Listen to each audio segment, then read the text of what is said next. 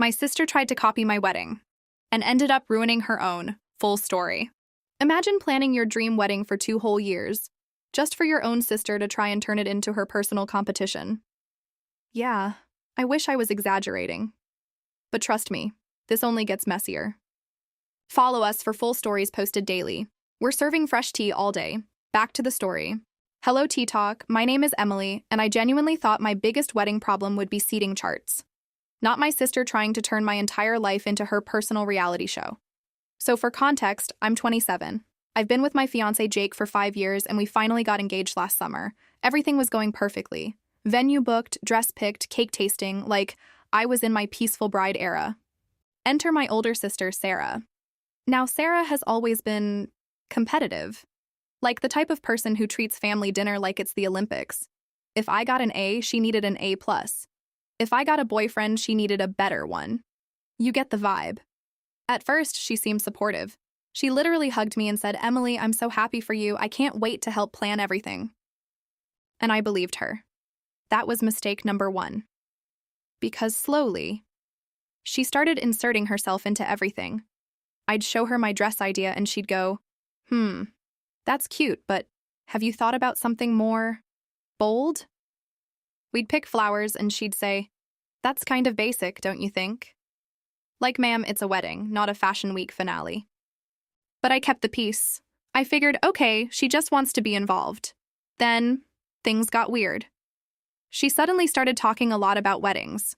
Hers specifically, which was confusing because she wasn't even engaged. One night at dinner, she casually goes, I feel like I'm next anyway. My boyfriend and I are basically there. And my mom, who feeds chaos like it's her hobby, goes, "Oh, maybe we'll have 2 weddings close together." And I just sat there like, why is this turning into a group project? But here's where it gets wild. 3 months before my wedding, Sarah announces she's engaged. Cool, right? Happy moment?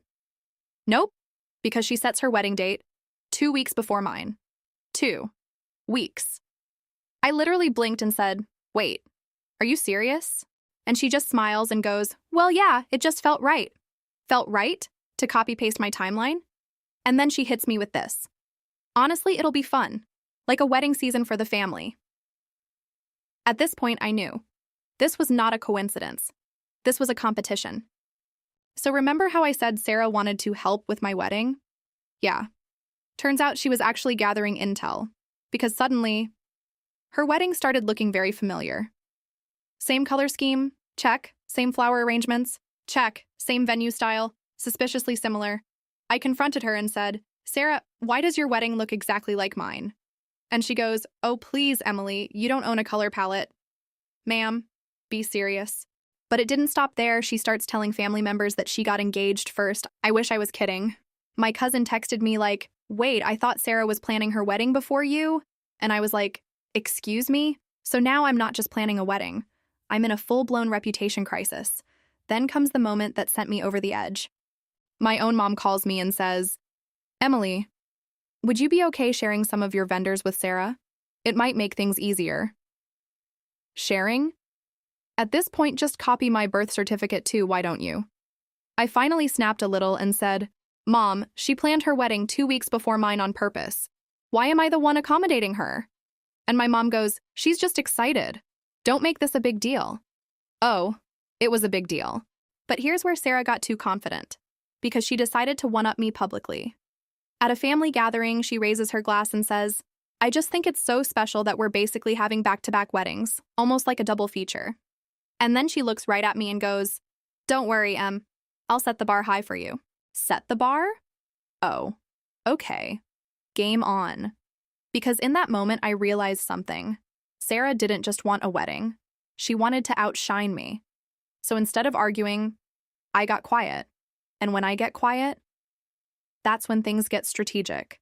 I stopped sharing details, stopped reacting, stopped giving her anything to copy. Meanwhile, she kept going bigger and bigger.